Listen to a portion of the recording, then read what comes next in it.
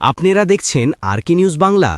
এই হাসিনাকে অনেক সুযোগ দেওয়া হয়েছে, কিন্তু এই বিকৃত খুনি হাসিনা রক্ত ছাড়া কিছু বোঝে না, লাশের রাজনীতি ছাড়া তারা কোনো কিছু বোঝে না। খুনি স্বৈরাচারী হাসিনা তার বিচার শেষ বিচার না হওয়া পর্যন্ত আল্লাহ যাতে আমাদেরকে সেটা দেখে দিয়ে সুযোগ দেন।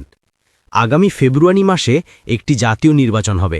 সেই জাতীয় নির্বাচনে বাংলাদেশের মানুষের উপরে সমস্ত কিছু আপনারা দয়া করে ছেড়ে দেন, তারাই নির্ধারণ করুক।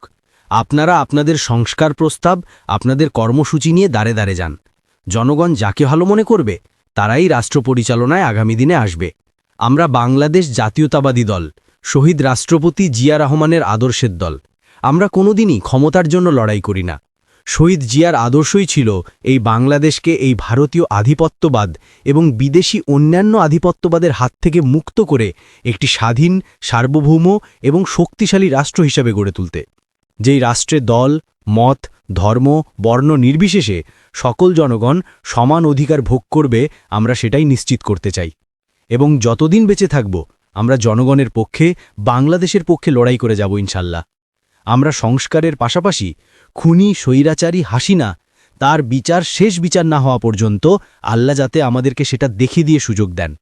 এই দুঃখ কষ্টের একটা রায় আল্লাহ যদি আমাকে দেখে যেতে দেন, আমি বলবো আমার জীবন সার্থক। আমি চাই তার সর্বোচ্চ শাস্তি হোক।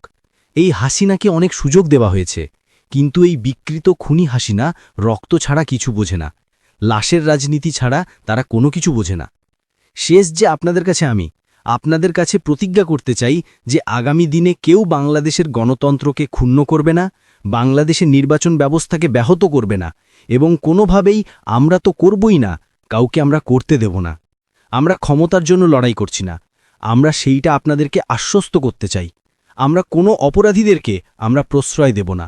সকল চাঁদাবাজ এবং বিতর্কিত ব্যক্তি যারা রয়েছেন, আগামী দিনে তাদেরকে দল থেকে বের করে দেওয়ার সিদ্ধান্ত ইতিমধ্যেই নেওয়া হয়েছে। আমি মনে করি একমাত্র রাজনীতি করে টিকে থাকার উপায় হল ভালো কাজ করে জনগণের সেবা করে যাওয়া।